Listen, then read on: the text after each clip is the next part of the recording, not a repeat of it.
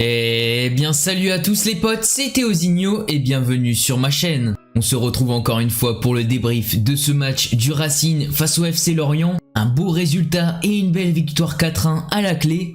Nous allons comme d'habitude, vous savez, analyser la physionomie du match. Ensuite on se penchera sur les tops et les flops. Et enfin nous nous demanderons quels enseignements doit-on tirer de cette rencontre. Avant ça, événement marquant avant ce match, une hécatombe de Covid-19 due au test effectué cette semaine.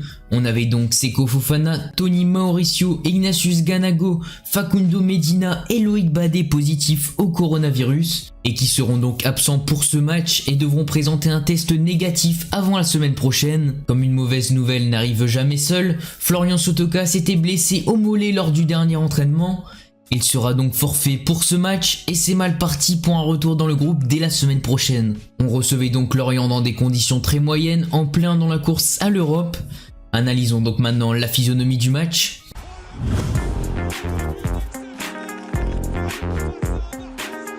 Alors donc la composition, ça reste une compo classique, hormis la ligne d'attaque et c'est la titularisation de Kalimuendo avec Corentin Jean. Honnêtement c'est assez surprenant, on s'attendait plutôt à du Banza Kalimuendo ou du moins à du Banza Jean. Mais alors cette double titularisation de deux attaquants un peu au même profil, j'ai été un peu sceptique et surtout surpris, mais les doutes liés à cette composition disparaissent tout de suite avec cette bonne entame de match.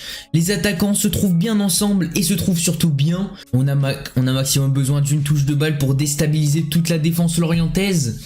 On a beaucoup de combinaisons entre Corentin Jean, Kalimuendo et Kakuta. On peut notamment citer cette action sur une talonnade à l'aveugle de Cahuzac. J'aime bien aussi ce système de 5-2-3 en phase défensive pour le pressing. Et donc ce début de match va être tout de suite récompensé. On parlait de ce manque de réalisme défensif. Là on va avoir du réalisme offensif avec un penalty obtenu par Corentin Jean. On est d'accord qu'il y a zéro contestation dessus. Et donc vraiment avec ce penalty il vient couronner le retour du rouleau compresseur du début de saison avec un très bon pressing. Vraiment avec cette volonté d'étouffer Lorient et de les empêcher de relancer. Ce penalty va être transformé par Kakuta, très bien tiré en puissance et avec une précision vraiment imparable. Malgré cela il va y avoir une réaction immédiate des Lorientais avec 2 tirs. Mais le problème avec ce but, c'est le problème qui se répète parfois une fois qu'on mène au score. C'est le fait de trop reculer, d'être moins percutant au pressing, de davantage laisser jouer. Avant les Lorientais n'arrivaient pas à ressortir, on les étouffait vraiment dans leur moitié de terrain. Mais Kakuta est beaucoup moins généreux dans son pressing. Il va vraiment beaucoup plus marcher et beaucoup moins gêner la première relance lorientaise. Et ça va se voir, il va être un peu plus en retrait de Corentin Jean et de Kalimuendo alors qu'en début de match, il était vraiment à leur même hauteur. Et donc justement les Merlus vont égaliser sur corner à la 29e minute. Voilà, il saute plus haut que tout le monde, Mofi, et il vient mettre une tête imparable en pleine lucarne de Jean-Louis Leca. Et on va vraiment avoir ce temps faible jusqu'à la mi-temps avec une autre opportunité de Lorient à la 30e minute. Et un potentiel penalty à cause d'un tacle par derrière de Clément Michelin. Honnêtement c'est très limite. Il y a eu le VAR check, on peut s'estimer aussi un peu heureux et chanceux, surtout que ce réalisme offensif va encore se manifester à la 38e minute avec un magnifique enchaînement de 1-2 de la part de Jonathan Klaus pour une fin de frappe intelligente et un but de Corentin Jean.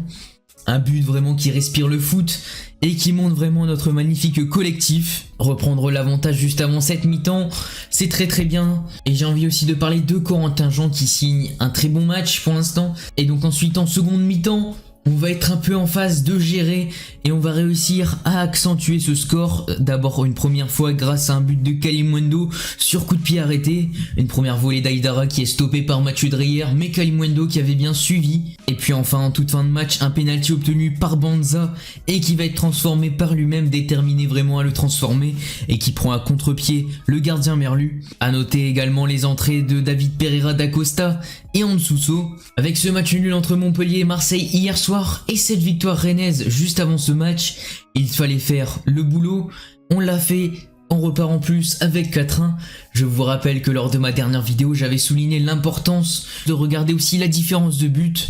Signer un +3 en plein dans cette course à l'Europe, c'est important et ça nous permet de conforter cette avance à la 5e place. Donc en voilà pour le déroulé chronologique de cette partie. Je pense avoir tout souligné. Alors j'ai déjà mentionné quelques joueurs, mais qui ont été les plus en vue et à l'inverse ceux en dessous. Place au top et au flop.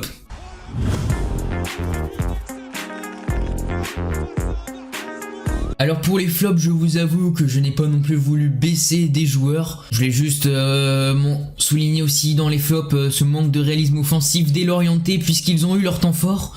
Le match aurait pu basculer à ce moment-là juste avant la mi-temps. Ils ont eu les armes pour, ils ont eu les occasions. Ils n'ont pas eu ce réalisme que à l'inverse, nous, Lensois, avons eu. Et du coup le match a basculé dans notre sens, ils ont laissé passer leur chance. Alors maintenant pour les tops.